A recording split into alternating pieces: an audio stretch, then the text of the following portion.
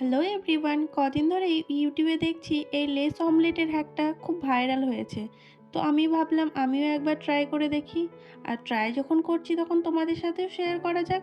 তো চলো, তার জন্য আমি এখানে দেখো একটা লেস নিয়ে নিয়েছি, আর সাথে নিয়ে নিয়েছি লঙ্কা কুচি, পেঁয়াজ কুচি আর টমেটো কুচি, আর সামান্য একটু পরিমাণের লবণ, ডিম আর হলুদ। এবার দেখো, এই যে লেসের প্যাকেটটা থেকে লেসগুলো তো বড় হয়ে আছে, আমি তার জন্য এগুলোকে ছোট ছোট করে নিচ্ছি হাত দিয়ে ভেঙে ভেঙে। তো হাত দিয়ে ভেঙে ভেঙে ছোট করে নিই আমি। তো দেখো, এটা আমার একদম ছোট ছোট করে ভেঙে নেওয়া হয়ে গেছে। এবার আমি এর মধ্যে যে পেঁয়াজ, লঙ্কা, টমেটোগুলো কেটে রেখেছিলাম ওটাকে এর মধ্যে অ্যাড করে দেব। এবার অ্যাড করে দেওয়ার পরে লেসের সাথে এগুলোকে খুব ভালোভাবে মিশিয়ে নিতে হবে। আমার এগুলো মিশিয়ে নেওয়া হয়ে গেছে।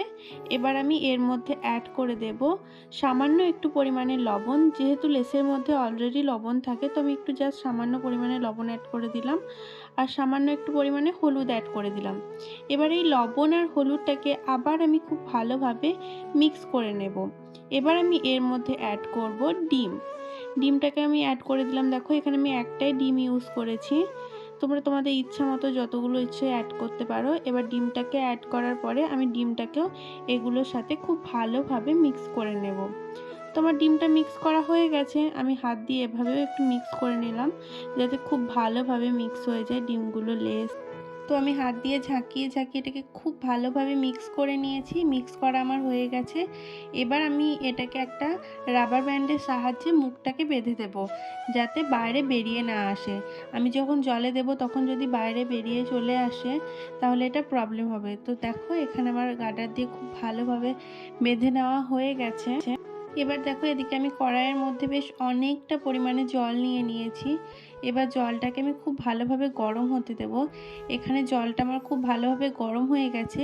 এবার আমি ওই লেসের প্যাকেটটাকে জলের মধ্যে দিয়ে দিলাম। এটা উঠে চলে আসছিলো, তো আমি একটা সাঁড়াশির সাহায্যে এটাকে ধরে রেখেছিলাম। তো এবার চলো দেখার পালা যে এটাকে হয়েছে নাকি হয়নি। তো এটা তো খুব সুন্দরভাবেই হয়ে গেছে। এটা থেকে একটা খুব সুন্দর স্মেলও বেরিয়ে আসছে। তো ভালো লাগলে অবশ্যই লাইক শেয়ার করতে একদমই ভুলো না। আর তোমরা অবশ্যই একবার বাড়িতে ট্রাই করো, আর ট্রাই করলে আমাকে জানাতে একদমই ভুলো না। Bye bye.